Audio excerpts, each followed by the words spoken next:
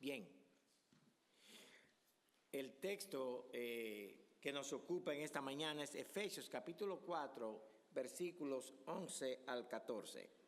Aunque vamos a leer del 11 al 14, ya hemos cubierto en explicarlo del 11 al 13, hoy vamos a explicar un poquito del 14. Y parece algo negativo, pero es el lado negativo de la misma moneda. Vamos a aplicar eso en un minuto. Pero el texto es el siguiente. Efesios capítulo 4, versículos 11 al 14. Y el texto dice: y él mismo constituyó a unos apóstoles, a otros profetas, a otros evangelistas, a otros pastores y maestros, a fin de perfeccionar a los santos para la obra del ministerio, para la edificación del cuerpo de Cristo, hasta que todos lleguemos a la unidad de la fe, y del conocimiento del Hijo de Dios, a un varón perfecto, a la estatura de la plenitud de Cristo, para que ya no seamos niños fluctuantes, llevados por doquiera de todo viento de doctrina, por estratagema de hombres, que para engañar emplean con astucia las artimañas del error. En el sermón anterior nosotros vimos que Dios da 4 dones a la iglesia de una manera especial. Da muchos dones, pero Pablo nos presenta 4 dones. Y esos dones son los apóstoles, profetas, evangelistas y maestros. Tienen que ver con el uso de la palabra de Dios en la iglesia para equipar a los santos. Los profetas, el Antiguo Testamento; los apóstoles, el Nuevo Testamento. Y nosotros cada domingo, cada vez que abrimos la palabra de Dios, Jeremías está con nosotros. Pablo está con nosotros. Cada vez que usted llega a su casa y abre la palabra de Dios, ellos están hablando. Entonces son regalos de Dios a la iglesia para la edificación.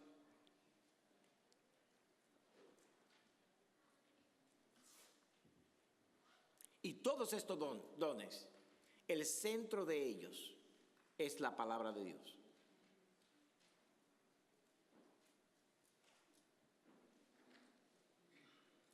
Entonces nosotros vemos el lado positivo del uso de la palabra de Dios en la iglesia.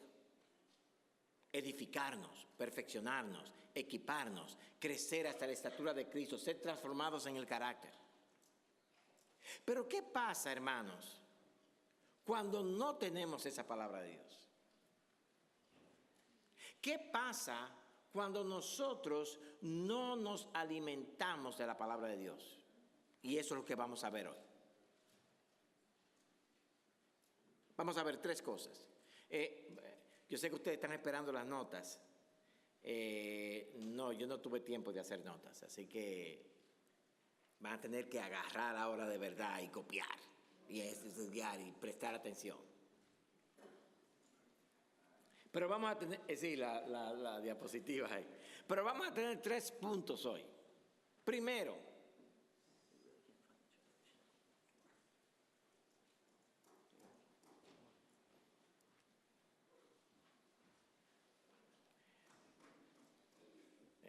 indícale a Ellis. Vamos a tener 3 puntos, hermanos. Primero, niños fluctuantes. ¿Qué pasa cuando la palabra no es central? Niños fluctuantes. Segundo, veletas doctrinales. Y tercero, engañados por error. Esas 3 cosas se producen en una iglesia donde los hermanos no se arraigan en la palabra de Dios. Veamos el primer punto. Niños fluctuantes. El primer fruto de no estar en la palabra de Dios se ve en el versículo 14. Vamos a verlo todo en el versículo 14. Dice el texto, para que ya no seamos niños fluctuantes.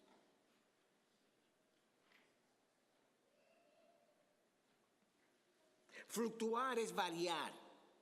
Algo que fluctúa generalmente no tiene firmeza. Y cuando la palabra de Dios no es el centro en la iglesia o en nuestras almas como individuos, en nuestras interacciones, en las enseñanzas, en las predicaciones, el cuerpo se hace débil.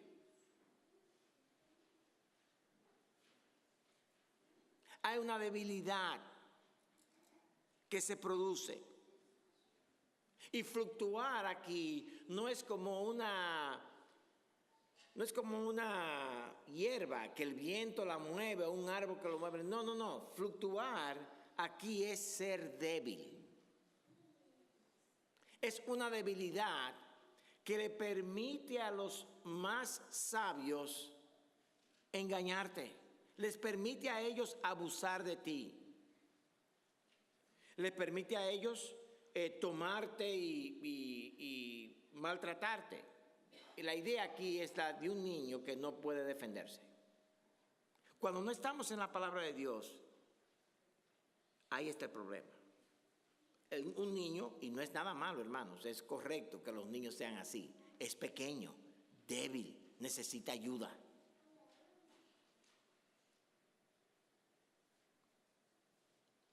Pero no tiene la sabiduría. No puede discernir el bien del mal. Y al ser pequeño, entonces, es devorado. Si usted deja en la selva ¿a quién ataca más rápido? ¿Al que acaba de nacer o al adulto? Al que acaba de nacer. Por eso, nuestros hijos deben ser educados en la palabra, hermano. Usted no puede dejar que sus hijos no tengan la palabra en sus casas a diario. Ellos deben usted debe pasar tiempo con ellos. Claro está, aquí no está hablando Pablo de niños literales, sino de adultos que actúan y piensan como niños por no estar alimentados con la palabra de Dios. Hermanos, déjenme decir un par de cosas acá. El pan de vida del creyente es la palabra de Dios. Es Cristo Jesús como persona, pero el maná nuestro, la comida del cielo que comemos nosotros es la palabra de Dios. Sin esa palabra de Dios vamos a ser débiles. Déjenme darle varios ejemplos. Teresa y yo el otro día decidimos, vamos a leer el Salmo 119 completo. Los que conocen es el salmo más largo de la Biblia. Cada versículo de ese salmo tiene la palabra de Dios. Y déjenme darle algunos ejemplos de estas cosas. Para los niños, los adultos que son niños, y para los niños que son niños. ¿Cómo vencer la tentación? Mira lo que dice el Salmo 119, 9. ¿Con qué limpiará el joven su camino? Con guardar tu palabra. La traducción está... Ok, bien. Los que quieran traducción, entonces levanten la mano y se ven. Pero, ¿con qué venceremos la tentación? ¿Con qué limpiará el joven su camino? Con guardar tu palabra. El versículo 11 dice, en mi corazón he guardado tus dichos para no pecar contra ti. ¿Cómo enfrentar a los fuertes? Y a los fuertes aquí no es los fuertes buenos, sino los fuertes que quieren hacerte daño. Versículos 23 y 24. Príncipes también se sentaron y hablaron contra mí, mas tu siervo meditaba en tus estatutos, pues tus testimonios son mis delicias y mis consejeros. Wow. Y todo ese salmo, hermanos, es la vida de Cristo en perfección. ¿Cuántos no se juntaron contra Cristo, hermano? Roma, el imperio romano y el pueblo de Israel contra él. ¿Y qué hacía Jesús? Tu siervo meditaba en tus estatutos, pues tus estatutos son mis delicias y mis consejeros. ¿Algunos de ustedes, cuántos de ustedes han estado ansiosos por algo? ¿Verdad que sí? Bueno, ¿cómo enfrentar la ansiedad? Mira lo que dice el versículo 28 del Salmo 119. Se deshace mi alma de ansiedad. La realidad es que muchas veces el alma se deshace. Y el cristiano pasa por eso. Se deshace mi alma de ansiedad. Pero ¿cuál es el sustento? Susténtame según tu palabra.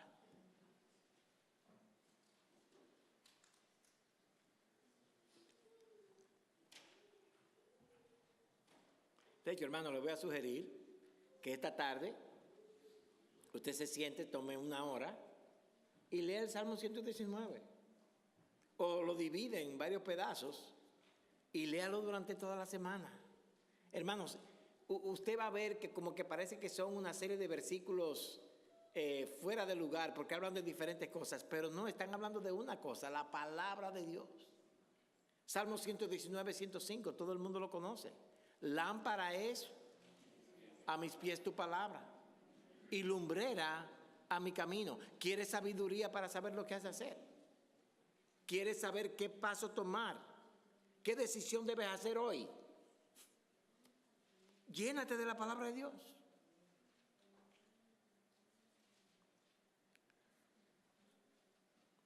Antes de pasar al siguiente punto, hermanos, déjenme aclarar algo. Hay niños espirituales que acaban de nacer. Hay que alimentarlos con la palabra. Hay que ayudarlos. No es, óigame bien, hermano, lo que estoy diciendo acá. El texto aquí está hablando de los niños en pensamiento que son adultos, que se pierden, que están... Pero hay un aspecto de la niñez espiritual que todos pasamos por ella. Y en esa niñez espiritual, todos nosotros debemos ser alimentados con la palabra hasta que nos hagamos hombres y mujeres espiritualmente hablando. Entonces debemos tener cuidado cuando tratamos a un niño espiritual que acaba de nacer y demandamos de él que sea maduro, comparado con un niño necio, fluctuante, que él piensa como niño, su mente no discierne y no quiere saber nada de la palabra de Dios. Son dos cosas muy diferentes. Si usted va a errar, hierre en lo seguro. ¿Y cuál es? Es un niño espiritual, vamos a seguir alimentándolo a ver a dónde llega. Así que si tú eres recién convertido, te sientes que no conoces bien la palabra de Dios, no te preocupes. En cierto modo, ahí estamos todos. Vamos a alimentarnos cada día de la palabra de Dios. Vamos a comer de su palabra y vamos a crecer. El segundo grupo, y es en realidad uno, pero es como un segundo grupo, que se produce cuando la palabra de Dios no es central, son las veletas doctrinales. Dije veleta porque en dominicana decimos veletas, pero la palabra de usted, veleta, todo el mundo entiende lo que es una veleta. Ok, ¿quiénes no entienden lo que es una veleta? Bueno, para que usted vea. En inglés le llaman un weather vane. Entonces esa cosita que parece un avioncito que usted ve en los campos y el viento viene y ellos giran para acá y para allá. ¿Cómo le llaman ustedes a eso? ¿Ah?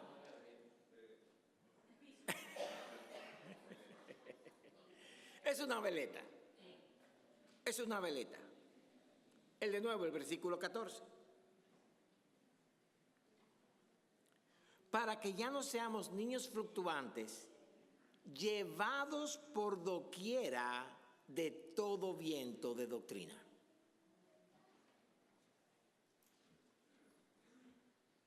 La doctrina verdadera es la explicación de la realidad de Dios, de Cristo, del Espíritu Santo, del hombre, del diablo, del infierno, del cielo. La doctrina verdadera explica cada una de estas cosas, describe cada una de esas cosas. ¿Qué pasa, hermanos, cuando no tenemos una doctrina verdadera acerca de esas cosas? ¿Qué pasa cuando tu hijo cree que Dios es Santa Claus? Y que hay que darle todo. ¿Qué pasa cuando tú crees que Dios a ti te debe algo? ¿Qué pasa cuando tú crees que, Jesucristo me salvó, pero ahora es mi responsabilidad yo vivir la vida cristiana? Mi esfuerzo es mi esfuerzo. Y hay muchos hermanos que sin saberlo piensan así.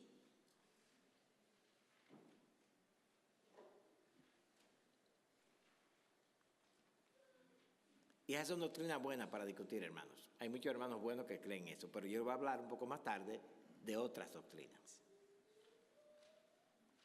Cuando la explicación de la doctrina es errada, no podemos vivir bien. Y aquí sí hay un peligro grande. Porque cuando la doctrina no es verdadera, nos lleva a la destrucción. Imagínese, hermano, que usted está manejando. Imagínense, no, yo no me tengo que imaginar porque a Teresia Tsunami le pasó eso. De verdad, agarraron un mapa, siguieron un mapa, y ahora me viene a la mente eso, y siguen el mapa, y de repente, ¡wum!, el camino se acaba. Se acabó el camino. Ya no se puede seguir más. Imagínese usted un mapa, usted lo está siguiendo, el mapa dice que es derecho, pero usted ve una curva, no tiene manera de doblar, de hacer más nada que doblar, y cuando dobla hay una montaña grande y al doblar hay un abismo. Eso pasa con la doctrina falsa, eso pasa con las veletas doctrinales. Cuando no estamos firmes en la palabra, amado hermano, las doctrinas verdaderas no son cimentadas en nosotros. ¿Y qué pasa? Nos convertimos en veletas doctrinales. Nos dejamos llevar del espectáculo, de la personalidad, de las maravillas, de lo bonito que es el servicio, de lo bien metódico que es la teología, de la organización tan grande que tienen. ¡Wow!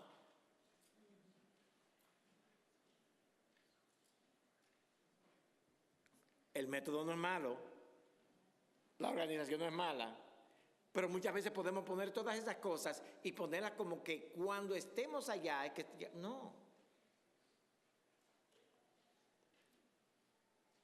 Déjenme darle varios ejemplos de doctrinas que nos pueden llevar a un lugar muy feo. Si usted cree que Cristo solo salva a los buenos, entonces usted debe definir lo que es bueno de una manera muy especial.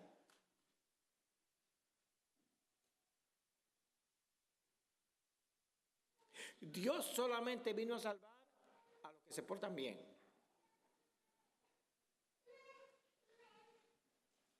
Hermano, la palabra dice que solo hay uno bueno, y ese es Dios. Todos somos pecadores, necesitados de la gracia de Cristo. Cristo vino a salvar a pecadores. Cristo vino a salvar a impíos, no a justos. Tu pecado no es peor que el del otro.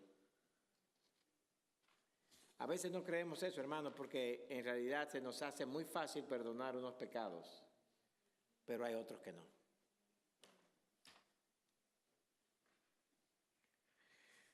Otro ejemplo, hermanos, el Evangelio de la Prosperidad. El Señor quiere que tú seas rico y estés en salud. Si no eres rico es porque no me has dado suficiente. Y si estás enfermo es porque no tienes fe. Yo oí a uno de esos predicadores diciendo que el cristiano verdadero es aquel que muere sin enfermedad. Hermano, yo no estoy mintiendo. Un famoso predicador. Muere sin enfermedad, él se acuesta a dormir y en el sueño Dios tranquilamente lo lleva a la presencia. Él no sufre dolor. Y dijo él, eso es lo que es ser un cristiano. Óyeme, si tú no llegas a eso, es porque no le diste dinero suficiente o no tuviste mucha fe. El hermanito, claro está, justificó comprar un tercer jet. Y él dijo que si Jesucristo viviera aquí en la tierra, él no andaría en otra cosa que no fuera el mejor jet del mundo. Y como él es representante de Jesucristo, a él había que comprarle otro jet nuevecito. GS 650 creo que es, un Gulfstream. Eso cuesta casi 60 millones de dólares. Pero tenían otros, 2 más. Y la gente...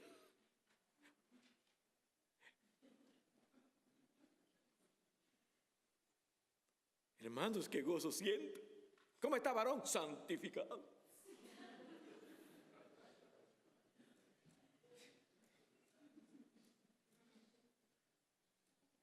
Los otros son las experiencias místicas, experiencias espirituales. Yo tuve un sueño, una revelación. Y yo vi al Señor. Y Él me dijo, levántate, estudia la palabra. Óyeme, como si el Señor necesitara venirme a decirme, levántate y estudia la palabra. La palabra, eso lo repite 80,000 veces.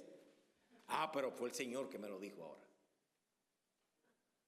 El Señor me ha revelado que, rabasaba. Hay otros que tienen estas visiones angélicas. Vengan los ángeles. Un ángel se me apareció esta mañana. Ay, ¿qué te dijo? Que no dejara de beber agua hoy.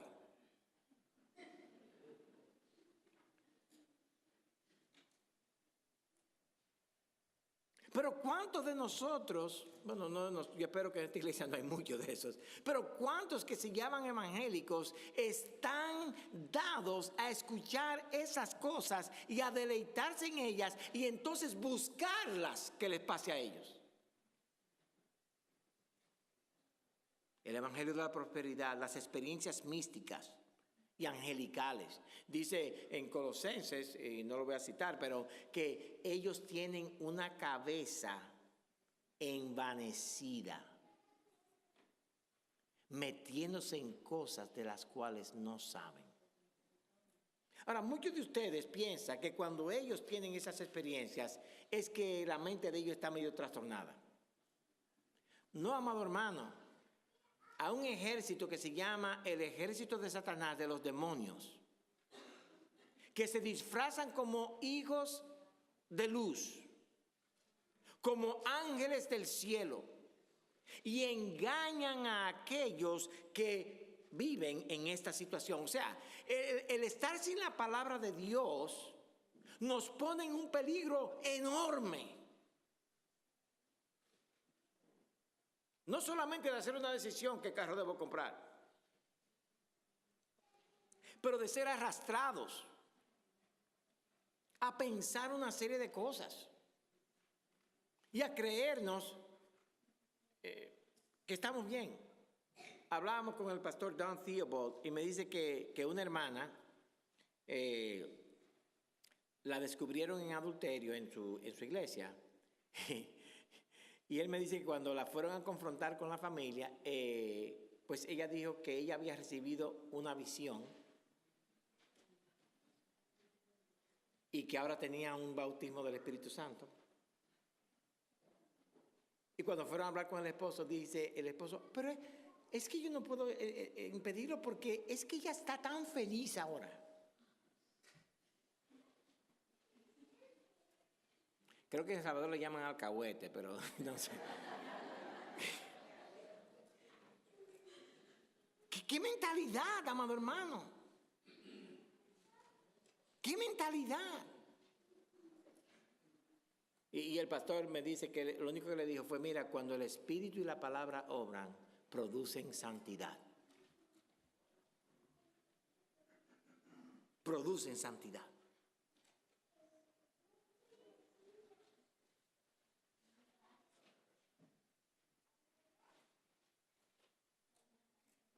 Hay muchos que aman esas cosas, hermanos.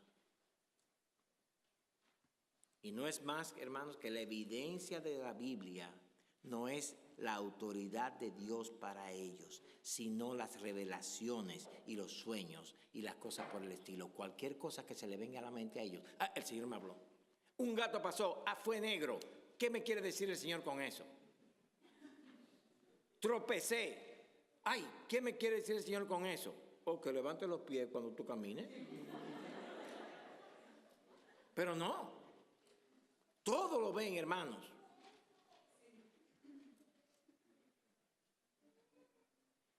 Eso no indica que muchas veces nosotros estamos en situaciones y el Señor nos trae a la memoria un principio bíblico, una situación, nos da discernimiento para el momento. Yo no veía esto. Eso le pasa a todos los cristianos que andan con el Señor.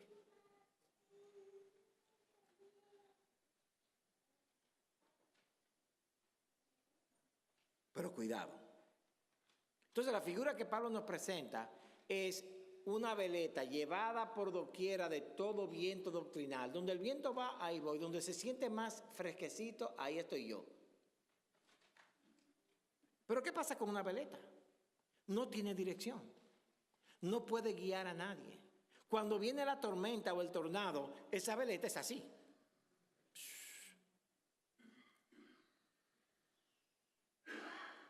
Pablo quiere que seamos brújulas, no veletas. ¿Qué es una brújula? Un compás, exactamente, señala derecho. Usted piloto, general, usted sabe bien que usted no puede volar si no tiene eso.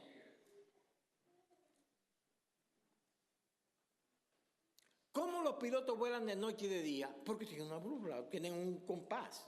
Ahora es computarizado, pero es lo mismo. El compás no importa, hermanos, la tormenta, no importa el viento, marca el norte siempre. Usted sabe a dónde va y a dónde está. A todo el que se va de viaje de caminatas largas en las montañas, le enseñan, si usted lo hace bien, le enseñan a usar un compás. Porque el compás no lo va a dejar perder. ¿Qué somos nosotros, hermanos? ¿Veletas o brújulas? No brujas, brújulas.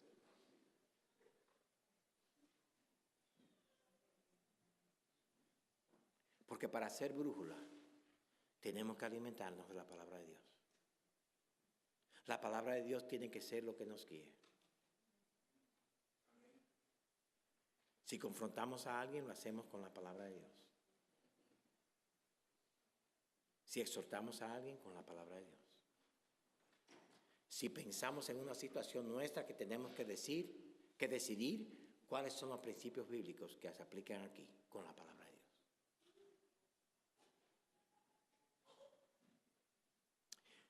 El problema también de ser veleta doctrinal es que produce algo horrible. Ser llevado de doctrinas falsas produce hombres de doble ánimo. Ser llevado de doctrinas falsas produce hombres de doble ánimo. Santiago 1, versículos 6 al 8, dice: al hombre que pide por sabiduría. Dice, pero pida con fe, no dudando nada, porque el que duda es semejante a la onda del mar, que es arrastrada por el viento y echada de una parte a otra. ¿A qué le acuerda eso? A la veleta. A la veleta. Es echado de una parte a otra. El hombre que debe pedir sabiduría, debe pedirla con fe. ¿Por qué? Porque la sabiduría está en la palabra de Dios y tiene que creer la palabra de Dios para encontrar sabiduría. Hay muchos de nosotros que leemos ese texto y creemos que Dios, cuando decimos dame sabiduría, Dios nos manda una inyección de sabiduría. ¿Cuánta sabiduría te falta? 5 cc. No. No. Es semejante a la onda del mar que es arrastrada por el viento y echada de una parte a otra. No piense pues quien tal haga, o sea que pida con duda, que no crea, que recibirá cosa alguna del Señor. Y oiga bien ahora lo que dice. El hombre de doble ánimo es inconstante en todos sus caminos. ¿Qué es ser inconstante? Ser fluctuante. ¿Qué es ser de doble ánimo? Estoy aquí un día aquí, otro día allá. Ser una veleta. Entonces el resultado Santiago nos lo explica muy bien. Y esta marca viene por el abandono de la palabra de Dios en las decisiones de la vida. En el contexto, el hombre que está en medio de las pruebas debe pedir sabiduría a Dios con fe, pero la sabiduría está en la palabra de Dios. Y cuando el hombre no cree en ello, duda y se hace un hombre inconstante, un hombre de doble ánimo. ¿Qué significa la palabra ánimo?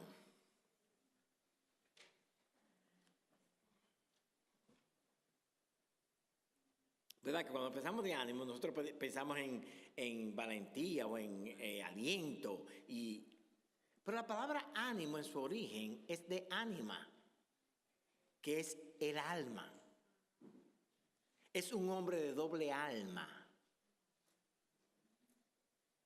Es un hombre que está aquí contigo y no está. Dice que sí, pero a la vez está diciendo que no. Eso es producido, hermanos, por falta de la palabra de Dios. La duda es señal de no creer con firmeza y esto produce doble ánimo, doble alma. Un día está lo más entusiasmado. Hermano, yo voy, ¿qué quiero? Y el día que va, ay, hermano, no. ¿Qué pasó? No es cierto. Ok. Pues va a buscar a otro. Ponen a otro. Ah, pero ¿por qué no me pusieron a mí? Vamos a tratar otra vez. Y hermanos, un hombre de doble ánimo es una pesadilla.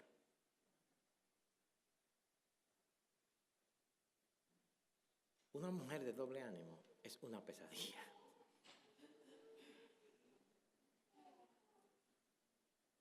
¿Cómo podemos confiar nosotros en una persona de doble ánimo? No se puede.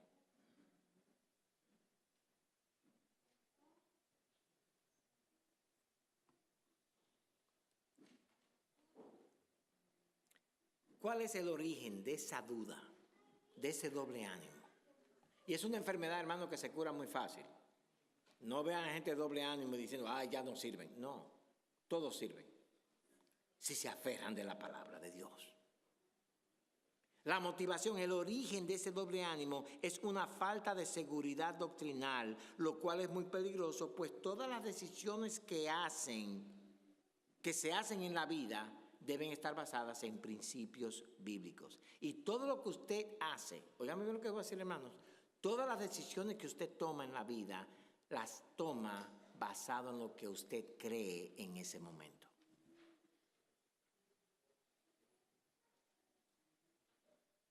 Así. Es así.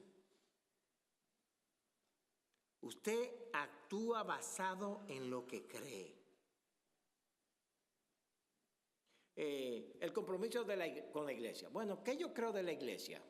¿Qué yo creo de Cristo? ¿Qué yo creo de la obra de Cristo? Eso va a determinar cuál es su compromiso en la iglesia.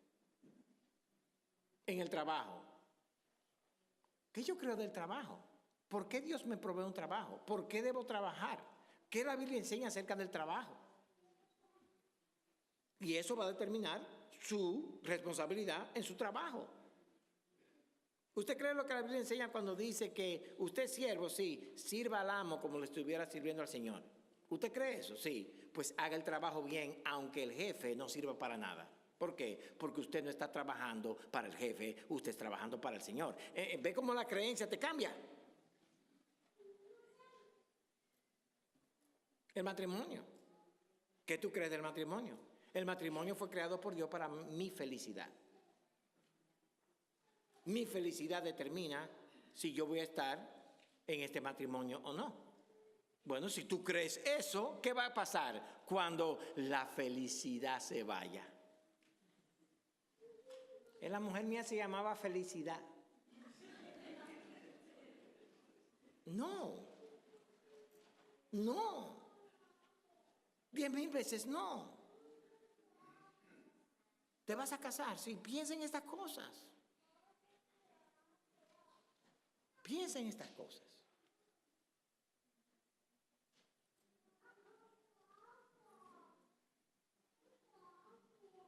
La crianza de los hijos. ¿Qué tú crees que es tu responsabilidad como padre? Tener al hijo, la mujer lo pare, lo alimenta por 2 días y después lo manda para la guardería y de ahí en adelante lo ves cuando se vaya para la universidad o te pide el carro. Papi, la llave del carro. ¿Quién eres tú? Yo soy el hijo tuyo. No, de verdad. Pues yo me acuerdo que tuve un hijo hace como 20 años. Pues yo no sé por dónde se fue. Hay muchos hermanos que crían los hijos así. Y depende de la creencia que tú tengas acerca de la crianza de los hijos. Entonces, todas las decisiones que tomamos está basado en lo que creemos. Santiago 1:8 dice, el hombre de doble ánimo es inconstante en sus caminos. ¿Por qué? Porque su fe no está arraigada en la palabra de Dios. ¿Eres inconstante en tus caminos? No te pongas, ay, soy inconstante, ya no me quieren. No. Agarra la palabra, empieza a crecer en la palabra de Dios y hazte un hombre constante. Ya, ahí se arregló el asunto. Por último, hermanos, hay un problema ahora más grave cuando no estamos en la palabra. Primero, somos débiles, niñitos. Segundo, la vida de nosotros es una veleta. Pero tercero, somos engañados con error cuando no estamos en la palabra de Dios. La falta de doctrina, hermanos, no es simplemente ignorancia, sino que hay un agente maligno en el proceso. ¿Cómo llegan las personas a ser inconstantes? Oyendo a personas que les dan doctrinas falsas. O sea, si tú no le prestas atención a la palabra de Dios, te van a empezar a escuchar lo que otros dicen en la calle. Dice el texto otra vez. Para que ya no seamos niños fluctuantes, llevados por doquiera de todo viento de doctrina. Óigame bien ahora cómo esto funciona. Por estratagema de hombres que para engañar emplean con astucia las artimañas del error.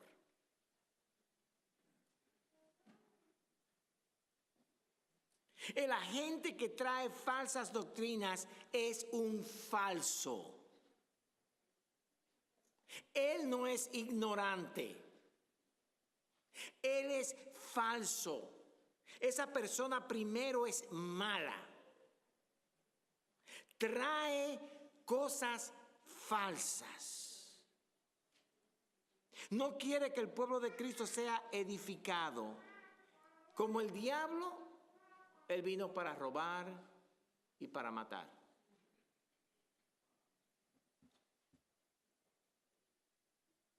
Por eso dice que la doctrina falsa viene por estratagema. ¿Quiénes de ustedes juegan ajedrez? ¿Algunos de ustedes juegan? Ah, ¿tú juegas ajedrez? Te voy a jugar con la mano izquierda la próxima vez que nos veamos. Pero ¿qué tú tienes que hacer cuando tú empiezas a desarrollar tus piezas? Tú tienes que desarrollar una estratagema, una estrategia. La estrategia para la guerra, para el ajedrez, pero la estratagema es para engañar, es un esquema falso. Yo no quiero que Claudia haga lo correcto. Déjame, Claudia, pero mira por aquí, por allá, para engañar. Y esa palabra, que más tarde vamos a ver como artimaña, es jugar con dados cargados. De hecho, la palabra en el original es cubía, es dados. Es un cubo. Es una estrategia engañosa. Lo segundo que vemos es que ellos emplean con astucia.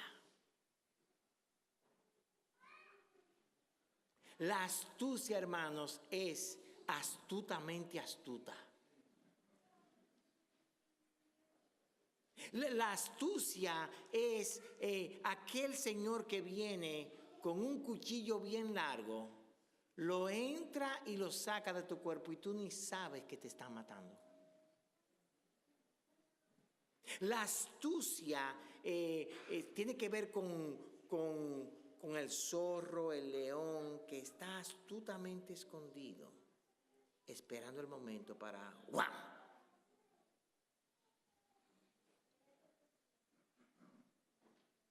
Ese es el tipo de persona que hace estas cosas. Vienen como ovejas, son lobos. De manera astuta introducen sus ideas, se engañan, pero mira, ¿por qué tú tienes que hacer eso? Pero mira que en realidad la palabra de Dios nos dice que no debes encender la computadora para ver. De hecho, la palabra de Dios no habla de computadora, así que tú puedes hacer en tu computadora lo que tú quieras. Somos libres en Cristo. ¿Por qué te atas tú a una mujer solamente? Cristo dice que Él quiere tu felicidad. Mira, el Salmo 37:4 dice, Él te concederá las peticiones de tu corazón. Piensa en grande.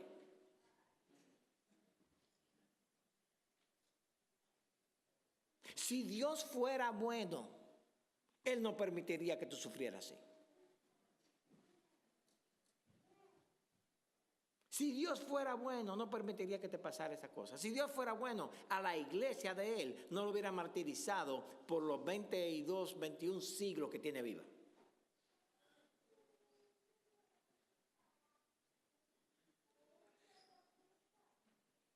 Parecen ser saludables, pero están llenos de veneno. Lo tercero que vemos, hermanos, es las artimañas.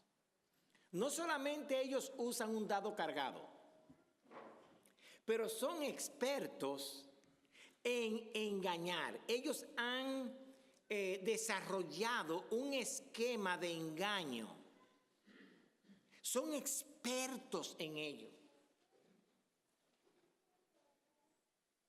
Te mienten una vez, te mienten 2 veces, te mienten 4 veces y todavía tú como que... ¿Ah? ¿Y por qué no tengo hígado yo? Porque te lo sacaron, pero ven, yo te lo saqué y te va a morir, pero dame el corazón también. O sea, son artistas. ¿A quién le han robado alguna vez la cartera? A Elvis y a Sara y a los demás pobrecitos.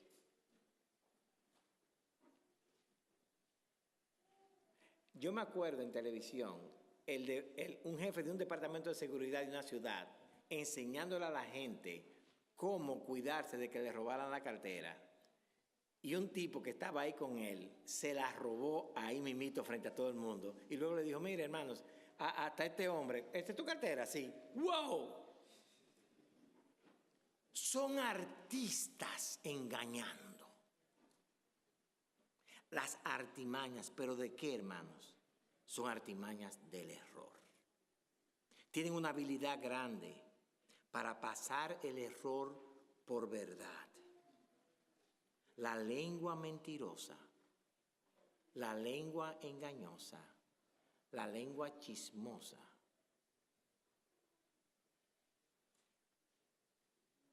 la lengua de los predicadores falsos son expertas en destilar error, de hacértelo pasar por miel cuando es hiel. No seamos niños débiles en la fe, crezcamos en el conocimiento de la palabra. No seamos hombres de doble ánimo ni de doble palabra, afirmemos nuestra fe en la palabra y no nos dejemos engañar por los engañadores hábiles, entrenados para el engaño, para destrucción. Crezcamos en el conocimiento de la palabra. Vamos a orar.